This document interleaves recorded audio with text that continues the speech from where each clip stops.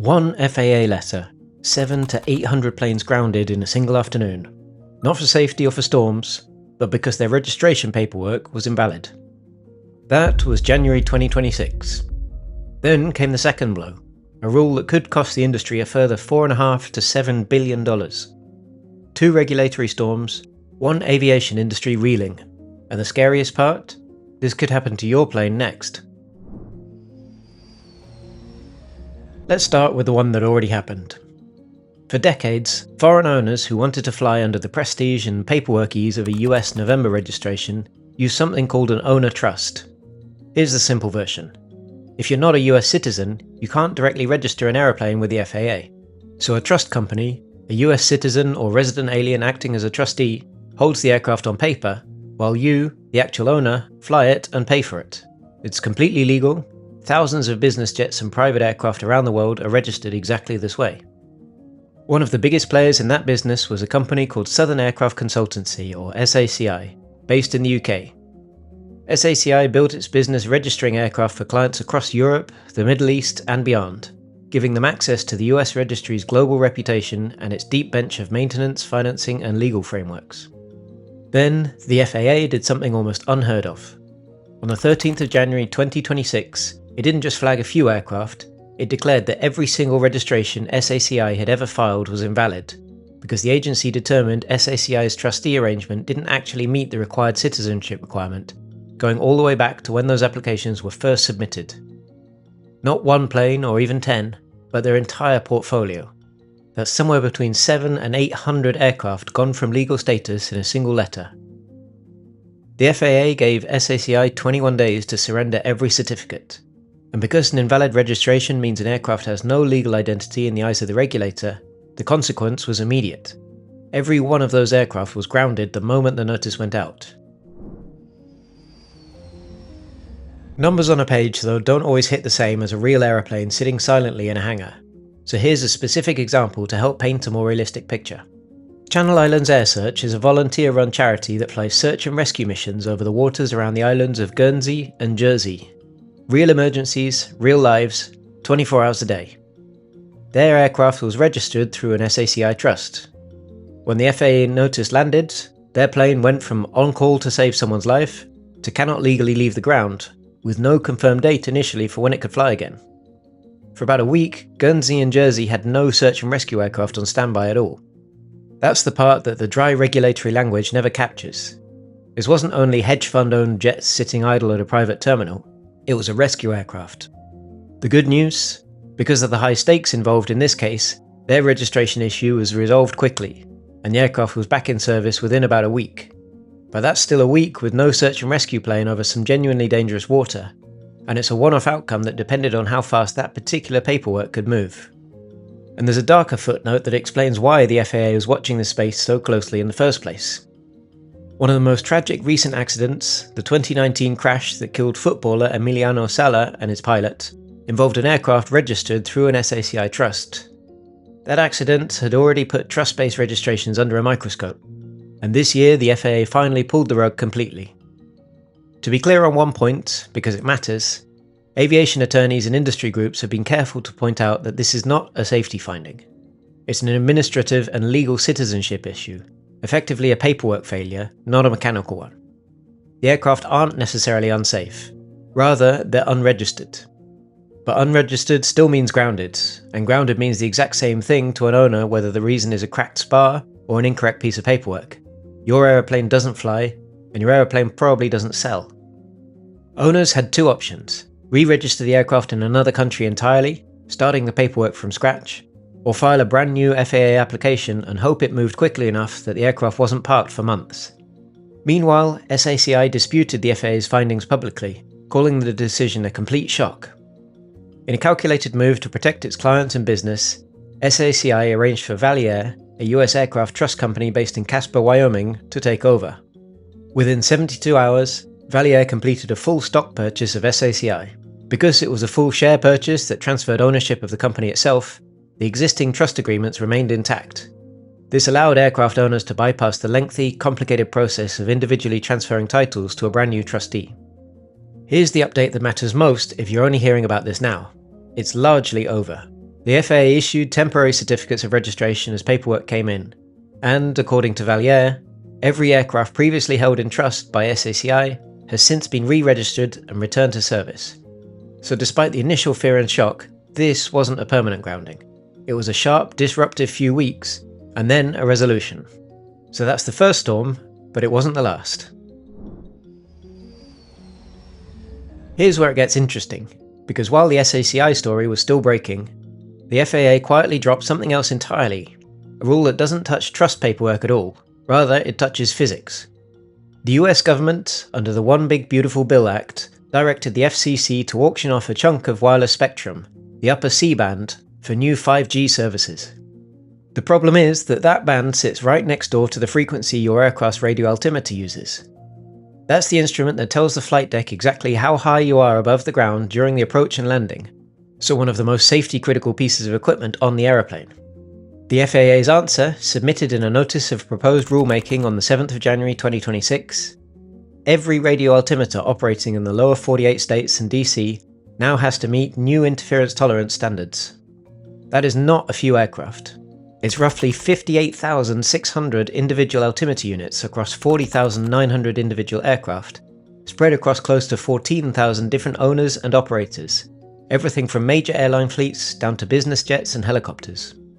The FAA's own estimate for what this will cost the industry to fix is $4.49 billion. A coalition of industry groups, including NBAA and Airlines for America though, pushed back on that number, arguing the FAA's estimate is too low. Their own maths puts the real total somewhere between that $4.49 billion and just over $7 billion once labour and installation are factored in, with individual altimeter swaps running up to $120,000 apiece, rather than the FAA's roughly $80,000 figure. The timeline does give airlines some breathing room. Compliance for the big carriers, Part 121 and larger Part 129 operators, phases in between 2029 and 2032, with general aviation, charter and helicopter operators getting an extra couple of years grace on top of that. So nobody's getting grounded next Tuesday over this one, but the bill is real, it is coming, and it landed on an industry that was already absorbing the trust ownership shock in the same breath, as well as now reeling from fuel price surges thanks to the war in the Middle East. Here's the latest wrinkle as of this summer. The public comment period closed in March, and industry pushback has actually shifted the conversation. Trade groups initially said that the 2029 start date was unworkable, but by March they'd softened that position, saying most altimeters probably could be modified by 2029, on the condition that operators get help paying for it. There's now real discussion, floated by both the FCC and the FAA, of cellular carriers helping foot part of the retrofit bill, since it's their spectrum expansion driving the need for the upgrade. The FAA is reportedly aiming to finalise the rule this summer, so the numbers and the timeline you're hearing right now still aren't quite locked in and may change. So how does this actually play out from here? Let's lay out the runway for both storms, because the timelines were wildly different, and that gap is exactly what caught some owners off guard. Start with SACI. This one had no runway at all. The 21-day surrender window from the 13th of January notice was the entire clock. There was no phase-in period, no grace year, no soft landing. Owners had to face up to two possible outcomes immediately. Either they got their aircraft re-registered fast, through a new FAA application or a foreign registry, and they were flying again within weeks, or the paperwork dragged, and every month it sat was a month of storage fees, insurance headaches, and a falling resale value on an asset nobody could confirm was even legally sellable. In the end, the Valier acquisition and the FAA's temporary certificate process cleared most of that backlog within a couple of months. Now, compare that to the altimeter rule, which is almost the opposite shape. The comment period closed in March, and the FAA is currently working through industry pushback and cost-sharing proposals before it finalises anything, with a final rule expected as soon as this summer. From there, the real compliance clock doesn't start biting until 2029 for major airlines, and further out still for general aviation. That does sound like plenty of breathing room, and maybe it is, for now. But multi-billion-dollar retrofit programs don't happen overnight. Parts have to be manufactured, installation slots have to be booked at maintenance facilities that are already stretched thin, and the closer that 2029 deadline gets, the more that scheduling crunch turns into a seller's market for anyone doing the installation. Owners who wait until year 6 of an 8-year runway to book their retrofit are going to be standing in a very long line. Put those two runways side by side, and you get the real lesson here. One FAA rule can hand you no warning at all, Another might hand you years of warning that quietly evaporates if you don't act early. Either way, the aircraft owner who wins is the one who treats the FAA's paperwork like it's just as important as the aeroplane's maintenance. And the one who loses is the one who only starts paying attention the day the letter actually shows up. Individually, these are two completely separate FAA stories. Together, they tell you something bigger about where this regulator's head is right now. The FAA is in full compliance enforcement mode. One rule looked backwards and found that a company had been out of compliance for years, and the agency didn't slow walk a fix. It pulled the plug on the entire portfolio at once. The other rule looks forward, forcing an entire fleet to absorb a multi-billion-dollar hardware bill because of a spectrum decision that the aviation industry didn't even make. Different mechanisms, same message. If your paperwork, your equipment, or your compliance history has a gap in it, the exposure is no longer small and slow. It can be total and immediate. And here's the ripple effect owners are still pricing in. Even though the SACI aircraft themselves are flying again, the episode changed how the market treats trust registrations. Buyers are now asking a question at pre-buy inspections that barely existed a year ago. How is this aircraft registered, and who's the trustee? That scrutiny isn't going away, because the FAA has shown it's willing to invalidate an entire trustee's book overnight if the paperwork doesn't hold up. Meanwhile, the altimeter bill is going to quietly reprice older aircraft that need retrofits airlines and operators can't easily absorb, the same way an aging fleet structural directive would. Two totally different triggers, the same outcome. An aeroplane that flew perfectly well yesterday becomes a financial question mark tomorrow. But let me push back on my own alarm bell for a second, because panic is rarely the profitable read. The SACI and trust ownership story was dramatic, but it turned out to be fixable relatively quickly. It was a re-registration problem, not a rebuild the aeroplane problem. And within a couple of months, nearly every affected aircraft was on a valid registration and back in the air. And the altimeter rule still has years of runway before enforcement actually bites. There's real momentum right now towards compensation programs, timeline extensions, or compliance cost sharing, with cellular carriers potentially picking up part of the tab. Industry groups are already lobbying hard for exactly that, and the FAA's own recent moves suggest that they're listening. The owners who get hurt aren't necessarily the ones facing these rules, they're the ones who ignore the mail. If you own, lease, or are shopping for an aircraft right now, here are a few things to actually do this week. If your aircraft is registered through any trust arrangement, confirm directly whether that trustee was SACI, a company connected to it, or one with similarly thin compliance history. If you're buying a used aircraft, ask for the registration and trustee history before you ask about the engine logs. That question didn't used to matter this much, but it does now, and it will keep mattering even though the SACI grounding itself has been resolved. Check whether your aircraft type carries a radio altimeter that would need retrofitting under the new Spectrum rule, and start budgeting now instead of waiting for the compliance deadline to sneak up on you. Watch for the FAA's final altimeter rule, expected as soon as this summer. Is likely to include more clarity on cost sharing between the aviation and telecom industries, which could materially change your out-of-pocket number. The altimeter rules comment period showed the industry pushing back hard on the FAA's cost estimate, and that pressure appears to be working. Rules like this get revised under pressure.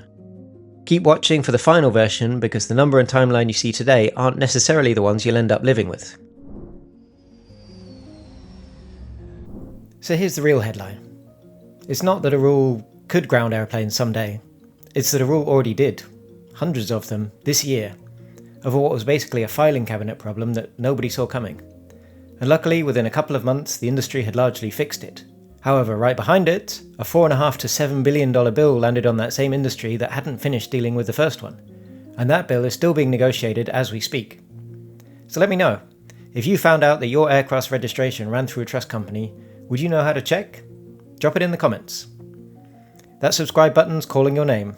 Make it happy and give it some love. See you next time.